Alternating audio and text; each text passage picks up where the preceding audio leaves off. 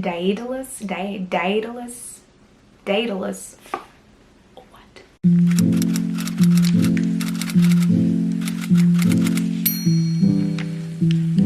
Hello everyone and welcome back to my channel. My name's Alicia if you are new here, and I love to make book videos, lifestyle videos over on this channel. Today I'm coming at you guys with a massive book haul. I received 24 books for my birthday, technically. One of them has not yet arrived and I will get into that when I get to that book. But yeah, we have a lot to go through today. I'm going to be dividing this video up into 3 sections. The first section is going to be romance, just because I only have one book in that section. So it's going to be very quick, very easy to get through. The second section is going to be the biggest section, of course. It's going to be fantasy books, which is my favorite genre of book to read. And then the third and last section is going to be categorized as historical fiction, and then I might sprinkle in 1 or 2 books that's not technically historical fiction at the end there, but I will let you guys know if it's not a historical fiction book. While I have you here, don't forget to give this video a big thumbs up for me if you are vibing with these types of videos, just so I know that you're enjoying the book related videos. And also don't forget to hit that subscribe button down below if you've not already, and join our fam here on YouTube. Let's get started. All right, so we are starting off strong with the romance section. Fast and easy, just have one book. It is Funny Story by Emily Henry. I actually listened to this as an audiobook and I loved it so much that I wanted a physical copy of it. This is my 3rd Emily Henry book. This is by far my favorite Emily Henry book that I have read / listened to. After reading this one, I'm definitely going to give Emily Henry's books more of a chance. So a little rundown about Funny Story. Daphne is basically in this like picture perfect relationship with her fiance Peter, and literally weeks before the wedding, after his bachelor party, Peter realizes that he is in love with his best friend Petra, and he basically cheats on Daphne with her and tells her like, the wedding's off, I'm actually in love with my best friend. She finds herself literally stranded in Waning Bay, Michigan, that she moved to for her fiance Peter, and basically ends up rooming with Petra's ex-boyfriend Miles, who is literally the only person who could know what she is going through, because they were both literally cheated and dumped. At first they're really just strangers living together, kind of suffering and grieving together, but over time they develop this friendship and even a little bit more actual development of the relationship. Throughout this story I found super realistic and overall just a very heartwarming story to follow. I was laughing out loud when I was listening to it. The characters were so likable in here, and it's like a believable love story. It was just very enjoyable and I highly recommend this book. This is the only one, by the way, in the haul that I'm going to be sharing with you today that I've actually read. Moving on to fantasy books now, I am going to be starting off very, very strong with the Poppy War trilogy. I got all the books for my birthday. So we have the Poppy War, which is hold on, I cannot hold these up at the same time. We have the Poppy War, which is the first book, then we have the Dragon Republic, and then the last book is the Burning God. These books are by Kuang, who I absolutely adore her as an author. I love her books. These are probably my most highly anticipated reads of 2025. It has been on my TBR for so long and I've been putting it off because 1, I know I'm going to love these books, I'm going to devour them, and 2, I know they're going to destroy me. So I'm mentally preparing. So just a little rundown about what this book is about. I'm just going to read the back because, like I said, I have not yet read this. When Rin aced the Kiju, the test to find the most talented students in the Nikara Empire, it was a shock to everyone. That she got into Signgard, the most elite military school in Nikan, was even more surprising. But surprises aren't always good, because being a dark-skinned peasant girl from the south is not an easy thing at Signgard. Fighting the prejudice of rival classmates, Rin discovers that she possesses a lethal, unearthly power, an aptitude for the nearly mythical art of shamanism. Exploring her gift with the help of a seemingly insane teacher, Rin learns that gods long thought dead are very much alive, and that mastering these powers could mean more than just surviving school. For while the Empire is at peace, the Federation of Mugen still lurks across a narrow sea. Federation occupied Nikan for decades after the first Poppy War and only barely lost the continent in the second. And while most people calmly go about their lives, a few are aware that a third Poppy War is just a spark away. That is an epic synopsis. Like, just by that synopsis, I am so pumped for these books, you guys. I know I'm gonna eat this up. I know I'm gonna absolutely adore it. I'm on the side of TikTok basically that has like these prep book videos to read before Calabasas comes out. Calabasas by Kuang, who, yes, is the author of the Poppy War that I just shared with you. I'm pretty sure I'm literally half those watch views because I devour those videos and I save them like it's my day job, honestly. One of the videos suggested this book as a book to read before Calabasas comes out, called Piranesi by Susanna Clarke. I was very intrigued with this book. I think it has such an original premise. The synopsis is very cryptic. It does not give too much away. I have a feeling the whole thing is going to be like a metaphor for for something. I could be very wrong though, so don't take my word on that. Let's read the back of this, shall we? Piranesi's house is no ordinary building. Its rooms are infinite, its corridors endless, its walls lined with thousands upon thousands of statues. Within the labyrinth of halls, an ocean is imprisoned. Waves thunder up staircases, rooms are flooded in an instant. But Piranesi is not afraid. He understands the tides as he understands the pattern of the labyrinth itself. He lives to explore the house. There is one other person in the house, a man called the Other, who visits Piranesi twice a week and asks for help with research into a great and secret knowledge. But as Piranesi explores, evidence emerges of another person, and a terrible truth begins to unravel, revealing a world beyond the one Piranesi has always known. Tell me that you don't want to pick this book up immediately. I am so excited to read this. This is probably going to be one of my next reads, so we'll have the tea on this book very soon. I really hope it lives up to the hype. Another book that I am genuinely beyond excited to read is The Invisible Life of Addie Larue by V.E.Schwab. One of the girls in my book club has been nagging me. She's like, Alicia, you have to read this book. You are going to eat it up. You are going to love it. Pick it up immediately. Ask for it for my birthday, and I will be reading this very soon. I'm going into this book surprisingly blindly, which is how I prefer to go into my reads. I have never read anything by this author, V.E.Schwab, but I do know that she is very, very highly recommended as an author, that a lot of people enjoy her books, so I hope I become part of that club. I have a feeling that I am going to really enjoy this book. I have a few other of her books on my TBR as well. France, 1714. In a moment of desperation, a young woman named Adeline meets a dangerous stranger and makes a terrible mistake. It will be 300 years before she stumbles into a hidden bookstore and discovers someone who can remember her name, and suddenly everything changes again. I love how cryptic this synopsis is. Sometimes I feel like synopses just give too much away. Like, it's like, where's the mystery? A synopsis like this, it's tiny. It's giving what the hell is gonna happen in this book, and it's making me want to read it immediately. I also know this book is going to destroy me. Don't tell me how I know that. I just do. I just know. I just know. Very seriously mentally preparing to dive into this book. I need to be mentally stable enough. Okay, the next series is the Coven series by Harper L. Woods. I don't really know anything about these books, to be honest. I'm excited to jump in because it's about witches and I absolutely love witches. Like, anything witch related, I will give a chance. It's a duology. I got both books for my birthday. The first book has these sprayed edges, which is so pretty. This is actually my first book that I've ever received with sprayed edges, which is crazy because I have like hundreds of books. Let's read the back because I can't really give you any tea on this. Are we ready for this? Revenge. It's starting off good. Raised to be my father's weapon against the Coven that took away his sister and his birthright, I would do anything to protect my younger brother from suffering the same fate. My duty forces me to the secret town of Crystal Hollow and the prestigious Hollows Grove University, where the best and brightest of my kind learn to practice their magic free from human judgment. There are no whispered words here, no condemnation of the blood that flows through my veins. The only animosity I face comes from the beautiful and infuriating headmaster.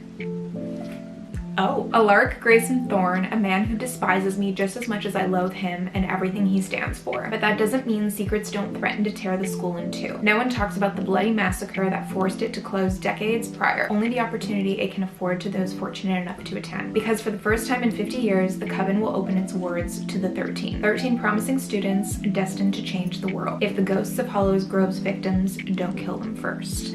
Cool. Oh, age gap though. I'll give it a chance.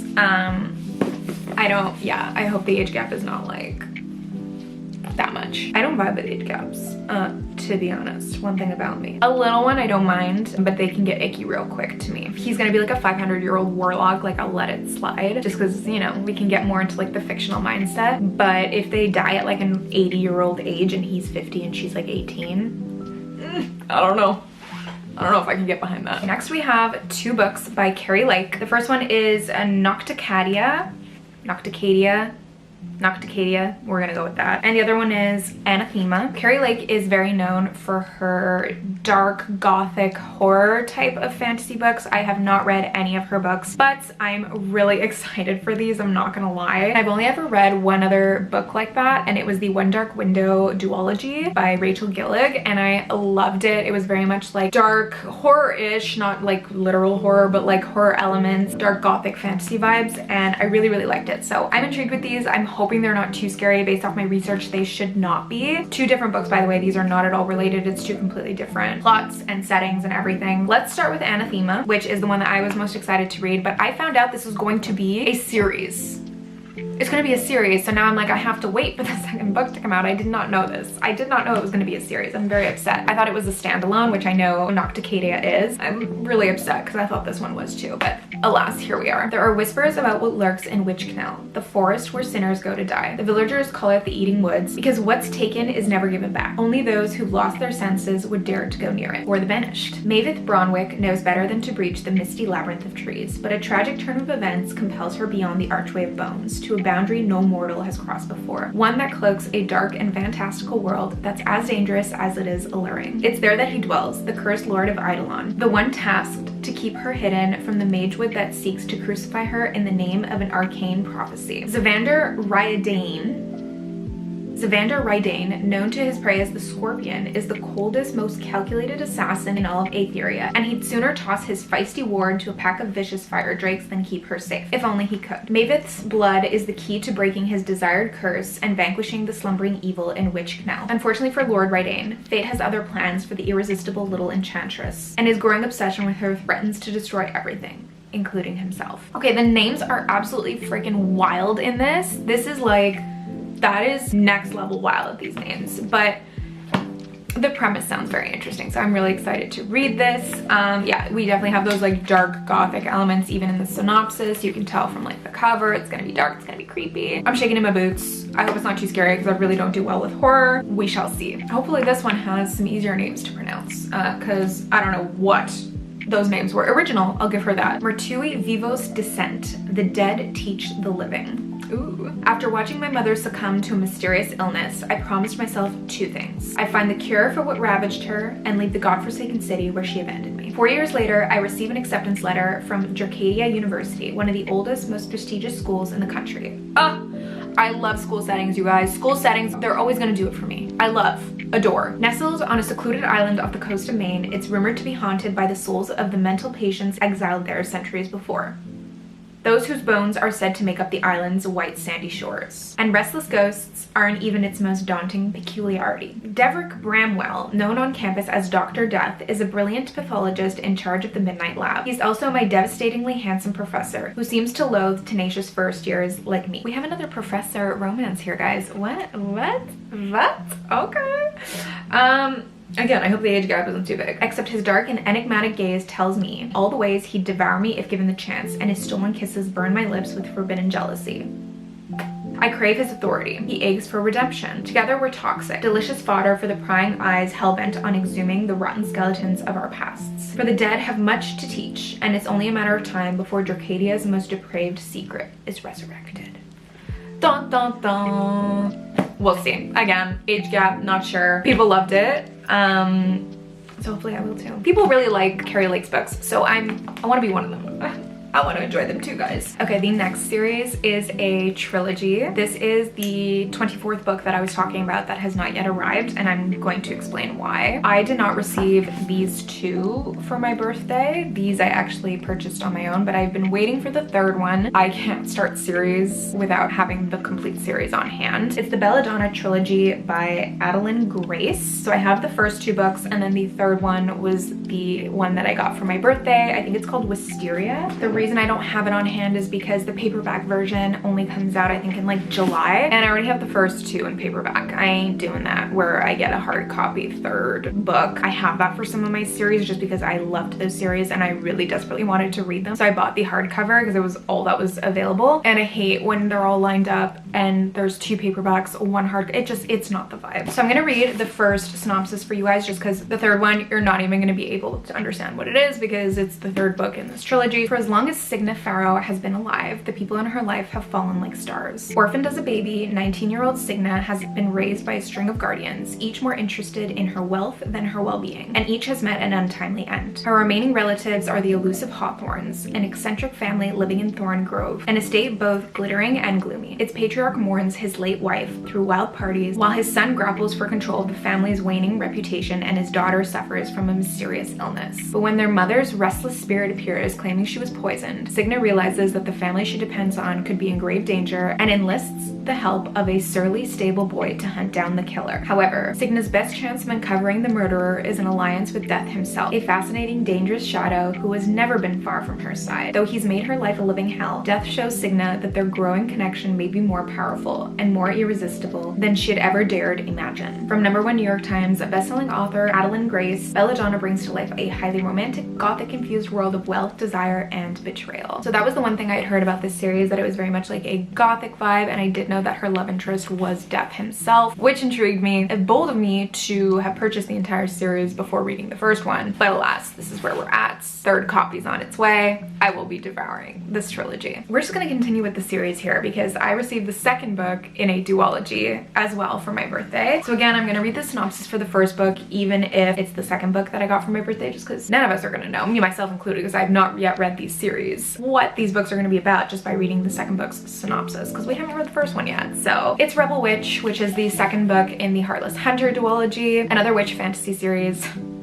I'm nothing but predictable, guys, honestly. I like what I like. Another witch enemies to lovers duology. I've been putting this book off. I've had it for months because I've been waiting for the second book to come out because, like I said, I like to read complete series. Very excited for this one. This is probably gonna be my next series read. Although I'm like looking at all these books and I'm like, I don't even know where to start. Literally first, like a little blurb on top of the synopsis says, enemies to lovers doesn't get more high stake than a witch and a witch hunter falling in love in bestseller author Kristen Ciccarelli's latest romantic fantasy. All right, let's dive into this. On the night Rune's life changed forever, blood ran in the streets. Now, in the aftermath of a devastating revolution, witches have been diminished from powerful rulers to outcasts ruthlessly hunted due to their waning magic, and Rune must hide what she is. Oh, this is like sounding like the book that I'm writing, I'm not gonna lie. Ish. Spending her days pretending to be nothing more than a vapid young socialite. Okay, never mind.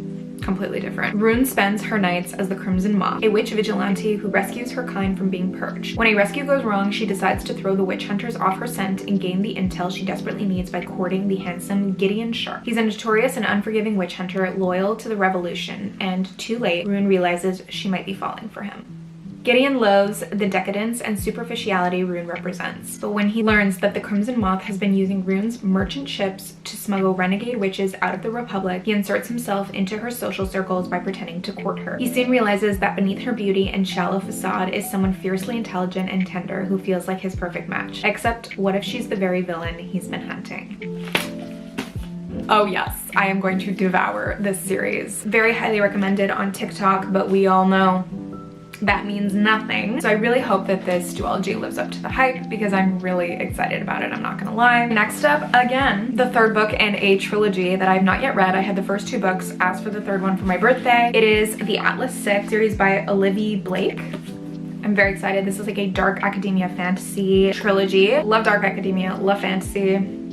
Recipe for Perfection. So again, I'm not gonna read the one that I got for my birthday, which was the Atlas Complex, but I am gonna read you the synopsis for the first book, which is the Atlas 6. Each decade, only the 6 most uniquely talented magicians are selected to earn a place in the Alexandrian Society, the foremost secret society in the world. The chosen will secure a life of power and prestige beyond their wildest dreams. But at what cost? Each of the 6 newest recruits has their reasons for accepting the society's elusive invitation, even if it means growing closer than they could have imagined to their most dangerous enemies, or risking unforgivable betrayal from their most trusted allies. They will fight tooth and nail for the right to join the ranks of the Alexandrians, even if it means they won't all survive the year.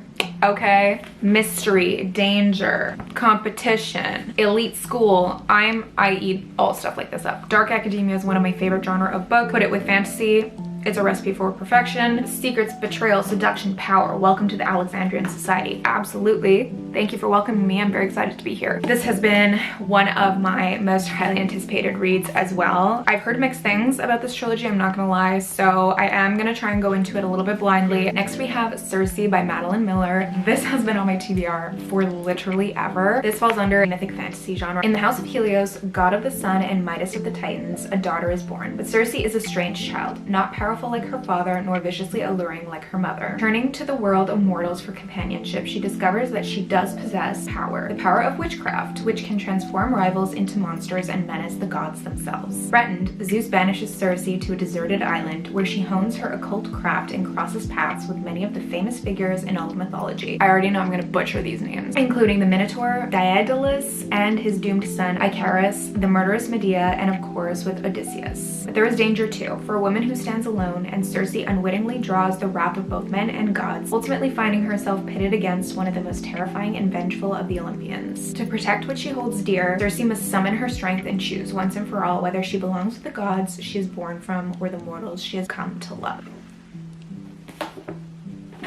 I need to work on the pronunciation of these mythology characters because, my god, some of them are really hard to say. I personally love like an independent badass FMC, so really excited to meet Circe and hear her story. Okay, the next book is Down Comes the Night by Alison Saft.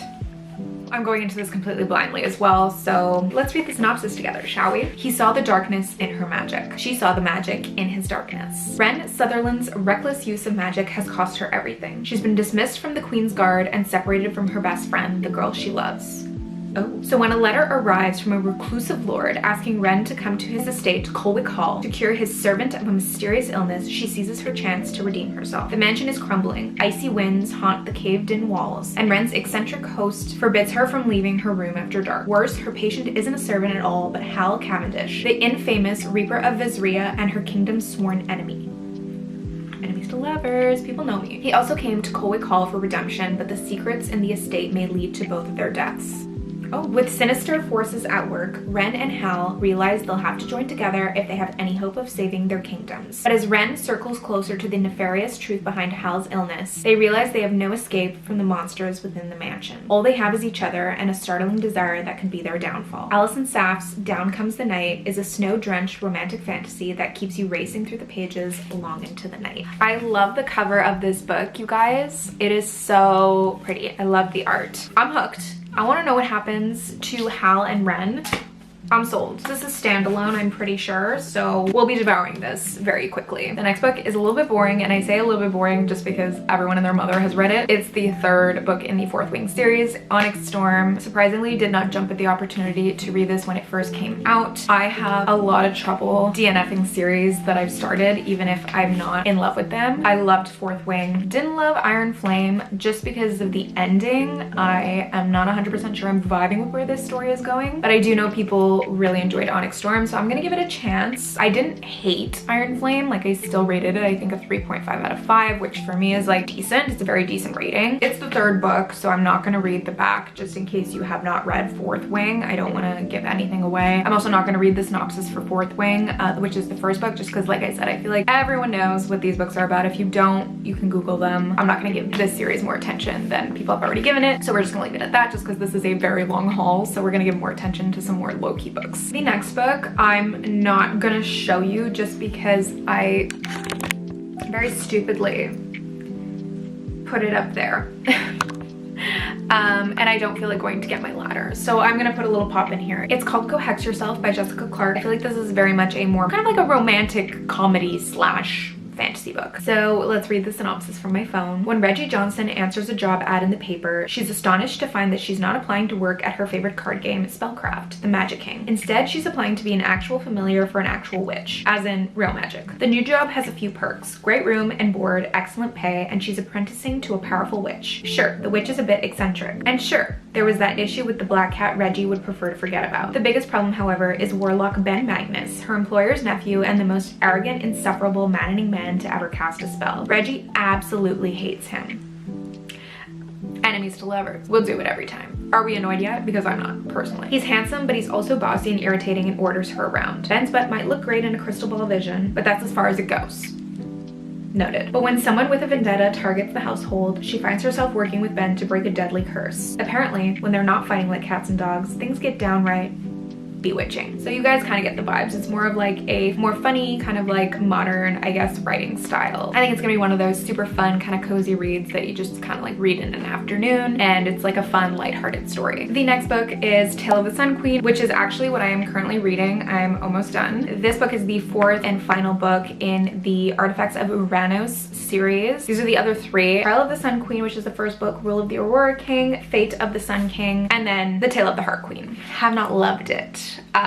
It's been okay. It's been entertaining. It's very fast-paced. I really want it to be over so I can start some of these other books. Again, I'm not going to go into what this fourth book is about because it's not going to make sense because you don't know what the first book is about. So I will read the first synopsis for you guys just so you have an idea. 10 women, a deadly contest. Only one can win the Sun King's heart. Lore has endured 12 long years of torment under the Aurora King's rule. Her only desire is to escape and pay him back for every moment of misery she's endured. When a surprise release finds her in the hands of the rival Sun King, Lore is thrust into the spotlight as she competes against 9 other tributes for the role of queen. If she wins his heart, she'll earn her freedom and finally get her revenge. But Lore doesn't belong in the Sun Queen trials. Not only does she not understand why she was freed, but she isn't even a citizen of the Sun King's court. The other tributes resent her presence and will stop at nothing to ensure Lore is removed from the competition permanently. Now Lore must win, because if she loses, she dies. Or worse, she'll be returned to the evil and now vengeful Aurora King. This book, though fantasy, has a very like modern language, I would say. Literally the first line of the book is "That bitch took my soap." So that's very much the style of writing here. It's like a 3-star series for me. Nothing that memorable, but I don't like regret reading it, basically. Now we're moving on to the third section of this haul, which I'm going to classify as historical fiction, but also books that I would categorize as classics, because there are some. So first we're gonna start with the historical fiction books. The first one is Glorious Exploits by Erdia Lennon. We're gonna open it up and get right on into this, because I feel like this haul is gonna be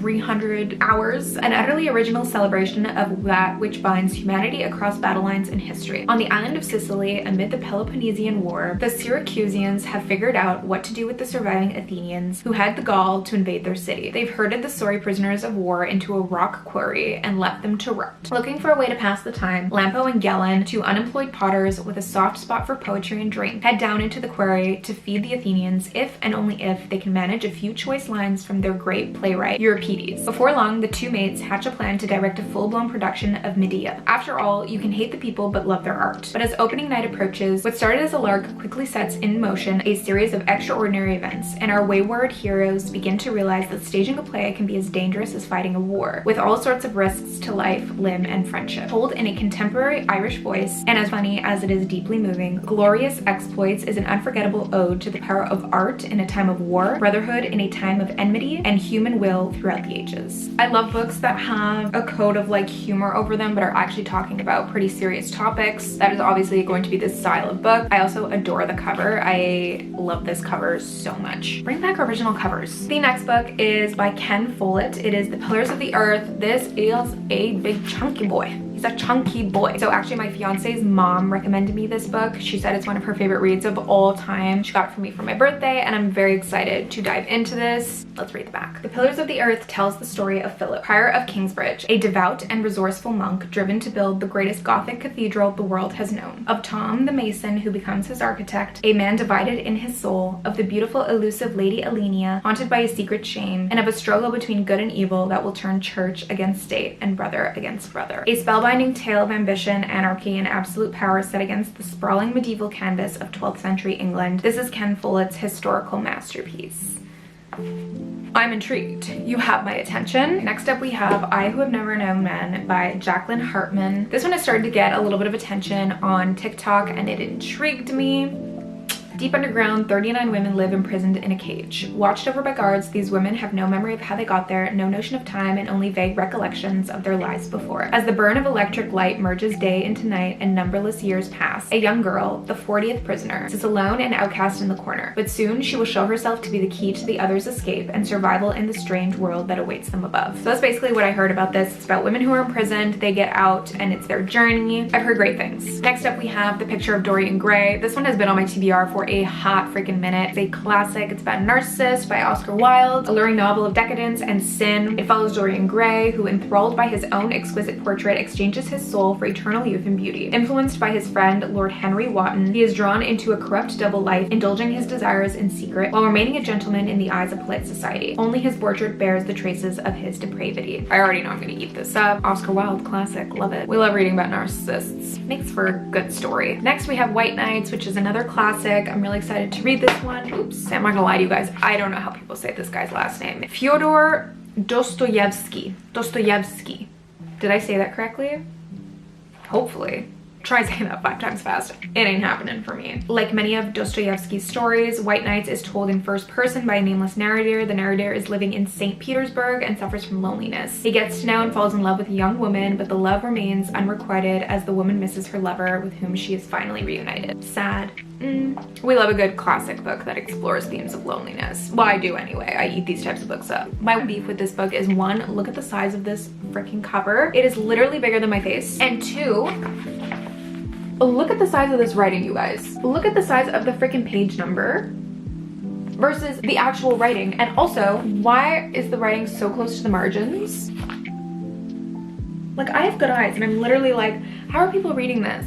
And who approves these things? I just want to have a chat. Who approved this format? No one wants to read a book like this. Literally nobody. Okay guys, and then the very last book is Dead Poets Society. I have actually never watched this movie, nor have I read the book. So very quick read, you read this in an afternoon. It's a coming of age story. Todd Anderson and his friends at Welton Academy can hardly believe how different life is since their new English professor, the flamboyant John Keating, has challenged them to make your lives extraordinary. Inspired by Keating, the boys resurrect the Dead Poets Society, a secret club where, free from the constraints and expectations of school and parents, they let their passions run wild. As Keating turns the boys on to the great words of Byron, Shelley, and Keats, they discover not only the beauty of language, but the importance of making each moment count. But the Dead Poets' pledges soon realize that their newfound freedom can have tragic consequences. Can the club and the individuality it inspires survive the pressure from authorities determined to destroy their dreams? I actually don't know what happens in this book. I think it has a pretty sad ending. Based on the synopsis also, I think there's a little bit of foreshadowing right there. I do think this has a really sad ending, but I don't know what happens, surprisingly, despite how popular the movie and the book are. So I'm going into this pretty blindly, and I'm very happy about that because I hate when I know what to expect from books. I love going into books more blindly, not knowing what to expect. So as you guys can see, I was absolutely spoiled for my 29th birthday. I'm so excited about all of these books. I'm gonna be occupado for the next few months. I have lots and lots of books to get through. I also had to like add in all this extra storage because I ran out of book space, basically. All right, we did it, you guys. We made it through the entire haul. Let me know if you read any of these books down in the comment section, and if you loved them, if there was maybe 1 or 2 that you didn't love. Let's keep it spoiler free though, because